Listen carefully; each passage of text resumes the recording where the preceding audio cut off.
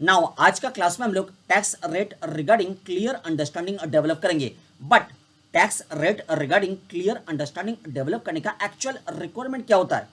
आपका आंसर होना चाहिए कि basic income tax computation purpose के लिए दो एलिमेंट्स का जरूरत होता है। Number one total income and second tax rate.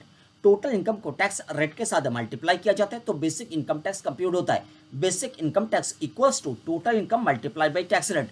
तो basic income tax computation purpose के लिए total income as well as tax rate दोनों रिगार्डिंग क्लियर अंडरस्टैंडिंग डेवलप होना जरूरी है। आज का क्लास कंप्लीटली डेडिकेटेड है tax rate regarding clear understanding develop करने के लिए। नाउ आपने जो इक्वेशन बताया कि basic income tax equals to total income multiplied by tax rate, this particular equation आपने कहां से ड्रॉ किया? हम लोग स्टडी कर रहे हैं इनकम टैक्स लॉ, तो हर एक एक्शन इनकम टैक्स लॉ का प्रोविजन का हिसाब से कैरी ऑन होना चाहिए।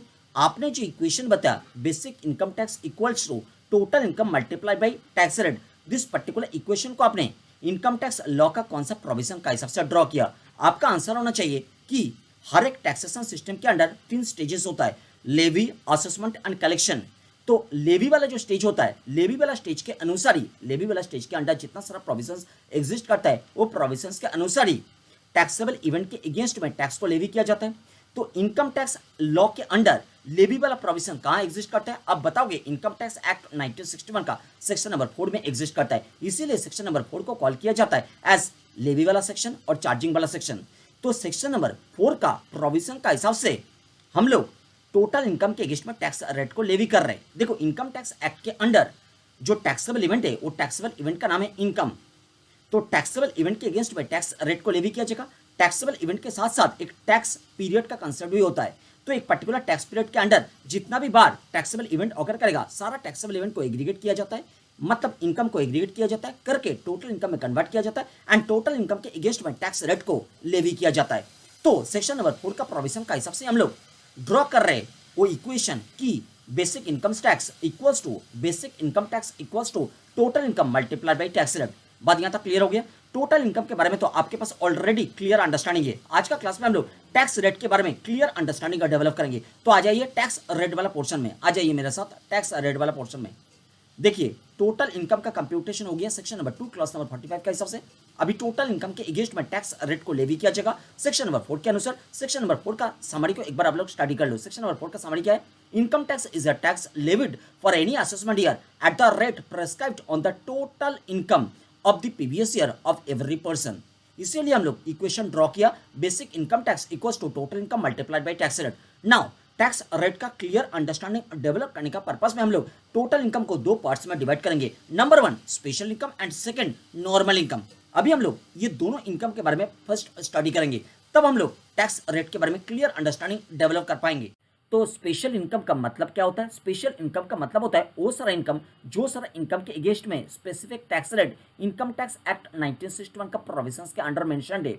आई रिपीट, वो सारा इनकम को स्पेशल इनकम कंसिडर किया जाता है जो सारा इनकम का नाम एंड वो इनकम के अगेंस्ट में tax rate income tax act 1961 का प्रोविजंस के अंडर मेंशन्ड है, वो सारा इनकम स्पेशल इनकम होता है। उदाहरण दे रहे, जैसे जो सारा equity shares recognized stock exchange में लिस्टेड होता है वो सारा इक्विटी शेयर्स को ट्रांसफर करते हुए अगर short term capital gain generate होता है, वो शॉर्ट टर्म कैपिटल गेन के अगेंस्ट में इनकम टैक्स एक्ट 1961 का सेक्शन नंबर 111A 15% रेट पर टैक्स इंपोज करता है। तो वो शॉर्ट टर्म कैपिटल गेन जो जनरेट होता है लिस्टेड इक्विटी शेयर को ट्रांसफर करते हुए उसको हम लोग स्पेशल इनकम कंसिडर करेंगे। ऐसे और एक उदाहरण दे रहे, लॉटरी वाला जो इनकम होता है, लॉटरी वाला इनकम के अगेंस्ट में इनकम टैक्स एक्ट 1961 का 115BB section number 115BB 30% rate पे टैक्स इंपोज कर रहा है, इसलिए लॉटरी इनकम को हम लोग कंसिडर करेंगे स्पेशल इनकम। बात आपको समझ में आ रहा है? जो सारा इनकम के अगेंस्ट में, जो सारा इनकम के अगेंस्ट में specific tax rate income tax act 1961 का प्रोविजंस मेंशन करता है वो सारा इनकम को स्पेशल इनकम कंसिडर किया जाता है। एंड एक पर्टिकुलर एसएससी का बुक्स में जितना भी सारा इनकम है, टोटल इनकम के अंडर जितना भी सारा इनकम है उसमें से स्पेशल इनकम को अगर एक्सक्लूड कर दिया जाए, एक एक करके स्पेशल इनकम को आइडेंटिफाई करके अगर टोटल इनकम से सारा स्पेशल इनकम को एक्सक्लूड किया जाए तो जो बैलेंसिंग फिगर बनेगा वो बैलेंसिंग फिगर को ही बताया जाता है नॉर्मल इनकम। नॉर्मल इनकम का एक उदाहरण, सैलरी इनकम जो होता है, सैलरी इनकम के अगेंस्ट में इनकम टैक्स एक्ट 1961 के अंडर जितना भी सारा प्रोविजन है, कोई भी प्रोविजन टैक्स रेट को स्पेसिफिकली मेंशन नहीं करता है, इसीलिए सैलरी इनकम को नॉर्मल इनकम कंसिडर किया जाता है। तो स्पेशल इनकम, नॉर्मल इनकम के बारे में क्लियर अंडरस्टैंडिंग हो गया। टोटल इनकम के अंडर दोनों इनकम एग्जिस्ट कर सकता है एक पर्टिकुलर असेस का बुक्स में।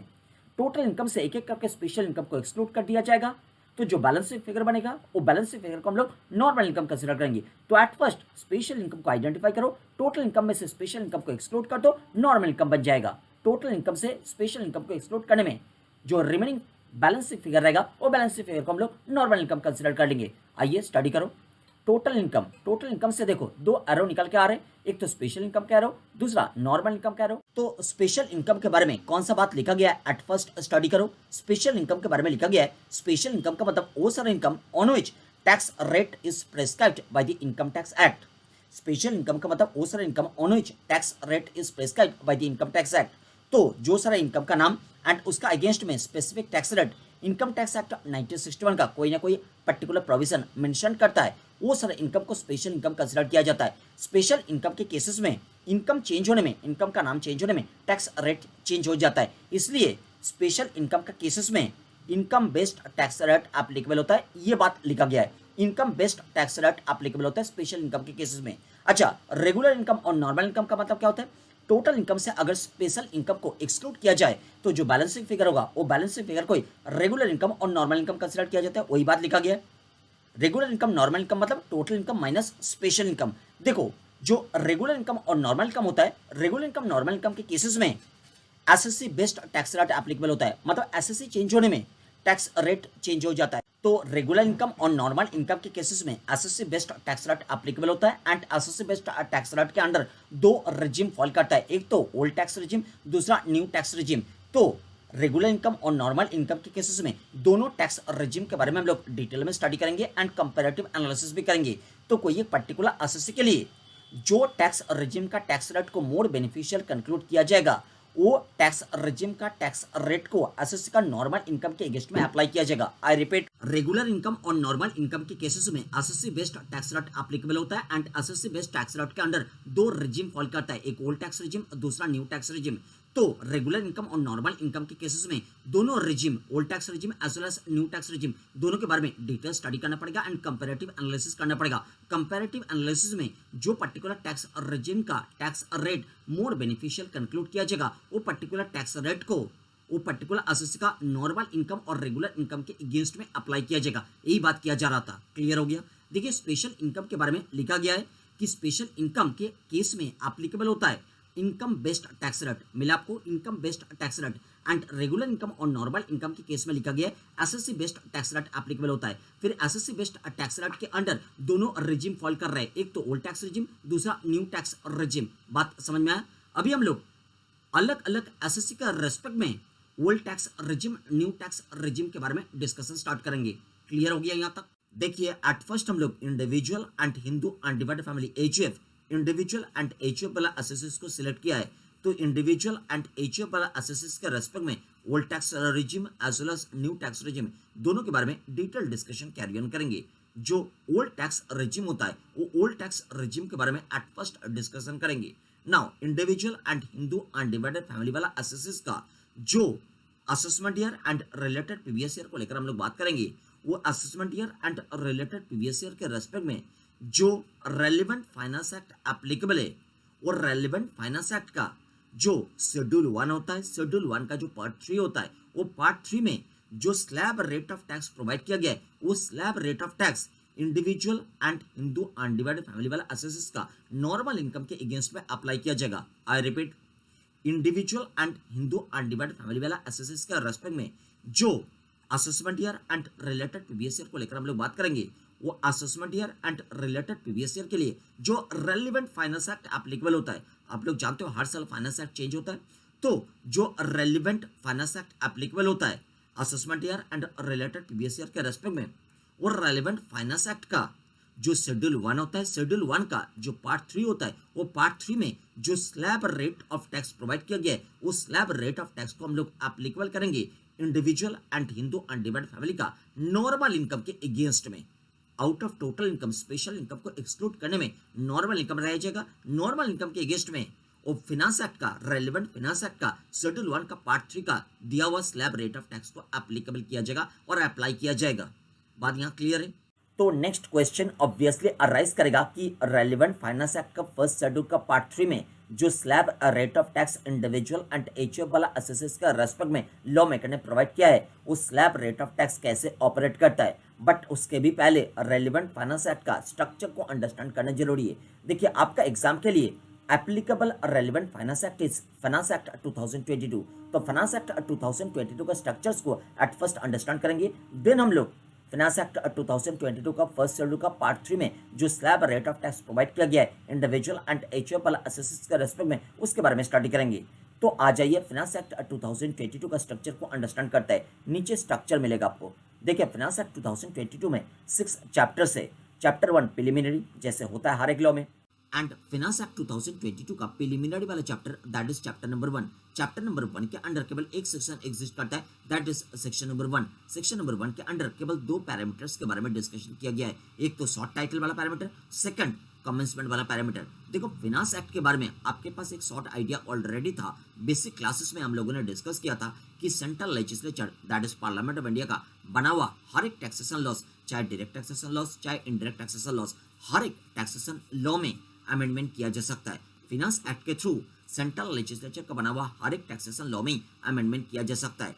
तो इनकम टैक्स तो हो गया एक direct taxation law, and GST, customs, excise वो होता है इनडायरेक्ट टैक्सेशन लॉस। तो हर एक टैक्सेशन लॉ में फाइनेंस एक्ट के थ्रू अमेंडमेंट किया जा सकता है। दिस पर्टिकुलर फिलोसफी को बेस्ड करके आपको फाइनेंस एक्ट का स्ट्रक्चर को अंडरस्टैंड करना पड़ेगा। तो फाइनेंस एक्ट 2022 का जो सेकंड चैप्टर है, सेकंड चैप्टर में क्या प्रोवाइड किया गया, देखिए सेकंड चैप्टर होता है रेट्स ऑफ इनकम टैक्स के बारे में। तो इनकम टैक्स का रेट्स के बारे में अमेंडमेंट को कैरी ऑन किया गया चैप्टर नंबर 2 के थ्रू। चैप्टर नंबर 3 के थ्रू डायरेक्ट टैक्सेशन लॉस में अमेंडमेंट को कैरी ऑन किया गया। चैप्टर नंबर 4 के थ्रू इनडायरेक्ट टैक्सेशन लॉस में अमेंडमेंट को कैरी ऑन किया गया, एंड चैप्टर नंबर 5 के थ्रू इनडायरेक्ट टैक्सेशन के रेस्पेक्ट में जो हेल्थ असेस का कॉन्सेप्ट होता है, वो हेल्थ असेस के रेस्पेक्ट में अमेंडमेंट को कैरी ऑन किया गया है। चैप्टर नंबर 6 जो होता है वो मिसलेनियस प्रोविजंस के रेस्पेक्ट में डेडिकेटेड चैप्टर होता है। देखो जो 6 चैप्टर्स है उस 6 चैप्टर्स के साथ 9 शेड्यूल्स को भी प्रोवाइड किया गया है, first to 9th schedule. Next आपसे मेरा क्वेश्चन है, फाइनेंस एक्ट 2022 का जो चैप्टर नंबर 2 होता है, वो चैप्टर नंबर 2 कौन सा specific subject matter regarding dedicated है, अब मुझे बताइए। आपका आंसर होना चाहिए कि इनकम टैक्स के रेस्पेक्ट में जो रेट्स होता है, रेट्स इन फोर्स होता है, उसका रिगार्डिंग अमेंडमेंट को कैरी ऑन किया गया चैप्टर नंबर 2 के थ्रू। चैप्टर नंबर 2 रेफर करता है शेड्यूल नंबर 1 को। चैप्टर नंबर 2 में आपको शेड्यूल नंबर 1 का रेफरेंस मिलेगा। आउट ऑफ 9 शेड्यूल्स हम लोग शेड्यूल नंबर 1 को लेकर बात कर रहे हैं। शेड्यूल नंबर 1 का 4 पार्ट्स होता है, part 1, part 2, part 3 and part 4। 4 parts regarding आपके पास डिटेल आइडिया होना जरूरी है। तो हम लोग 4 पार्ट्स के बारे में स्टडी करना स्टार्ट करेंगे, बट उसके पहले फाइनेंस एक्ट 2022 कौन सा प्रीवियस ईयर एंड कौन सा असेसमेंट ईयर को केटर कर रहे हैं, उसके बारे में भी आपके पास आइडिया होना चाहिए। तो आइए मेरे साथ लिखना स्टार्ट कीजिए। फाइनेंस एक्ट 2022 केटर कर रहे प्रीवियस ईयर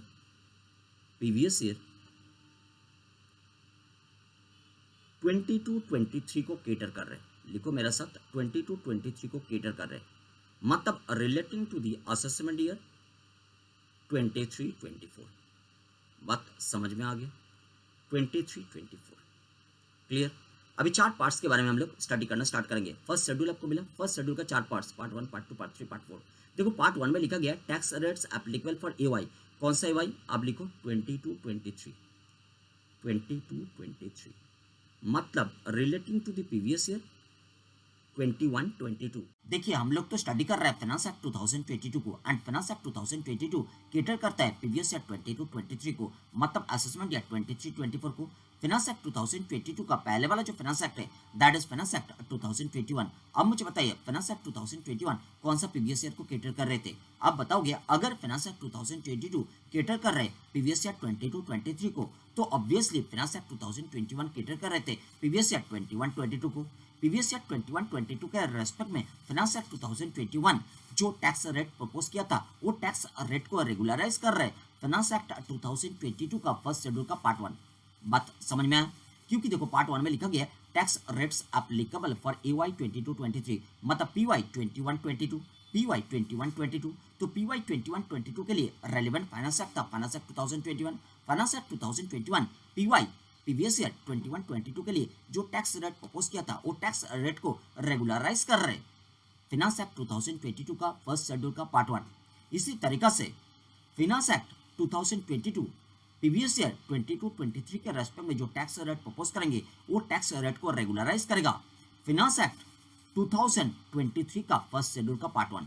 बात समझ में आया? इसी तरीका से चलते रहता है फिनांस एक्ट के बारे में आइडिया डेवलप हो रहे हैं। फिनांस एक्ट किस तरीके से ऑपरेट करते हैं, देखो फिनांस एक्ट 2022 का जो पार्ट 3 है, पार्ट 3 को एक बार फॉलो करो। फिनांस एक्ट 2022 का फर्स्ट शेड्यूल का पार्ट 3, फिनांस एक्ट 2022 का फर्स्ट शेड्यूल का पार्ट 3 जो है वो पार्ट 3 को एक बार फॉलो करो। पार्ट 3 में क्या लिखा गया है, tax rates applicable for EY. आप लिखो ईवाई 23-24 मतलब प्रीवियस ईयर 22-23।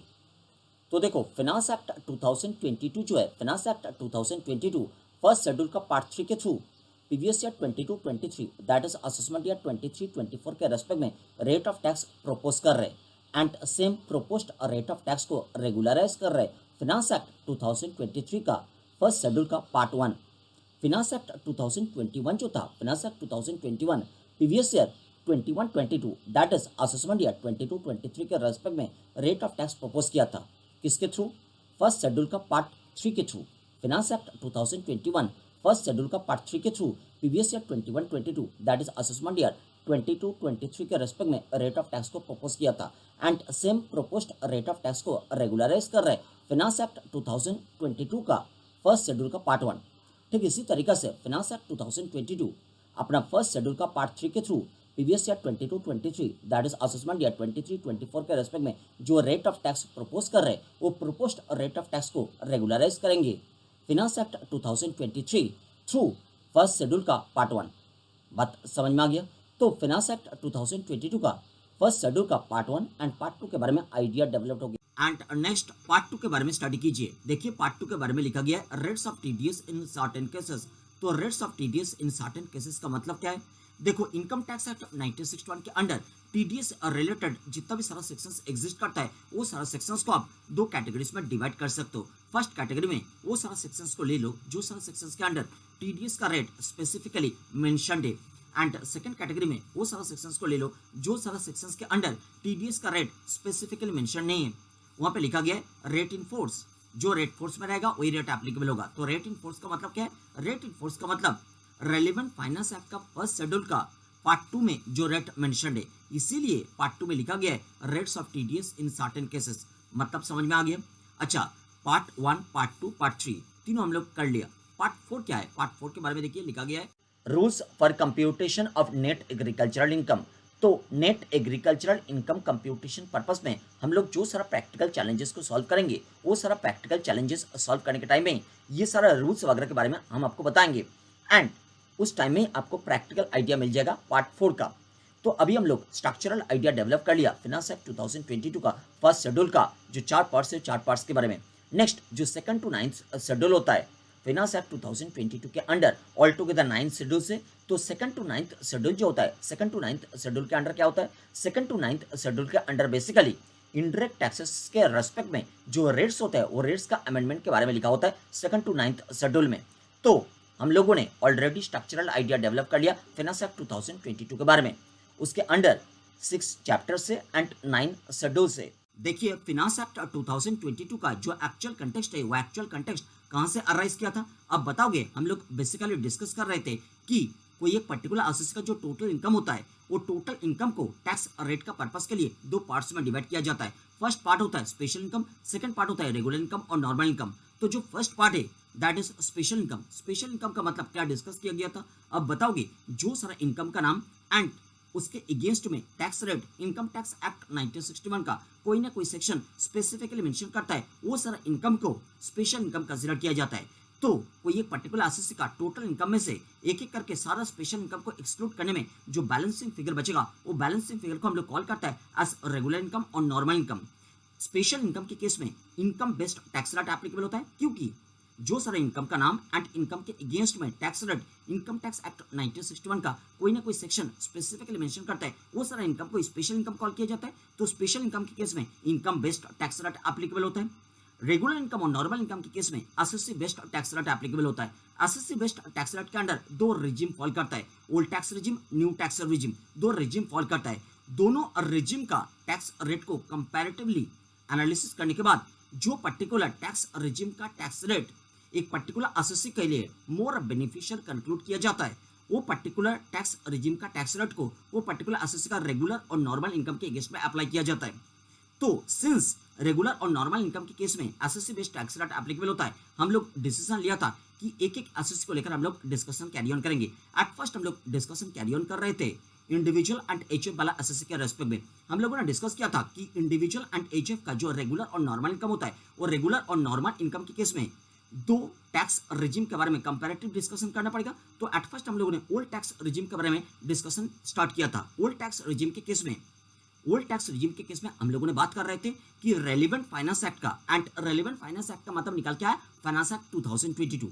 फाइनेंस एक्ट 2022 का फर्स्ट शेड्यूल का जो पार्ट 3 होता है, पार्ट 3 में जो slab rate of tax provide किया गया है, वो slab rate of tax applicable होगा इंडिविजुअल एंड एचएफ का रेगुलर और नॉर्मल इनकम के अगेंस्ट में in case of old tax regime. यही बात कर रहे थे, यहां से ही फाइनेंस एक्ट 2022 का कंटेक्स्ट अराइज किया था। बात क्लियर?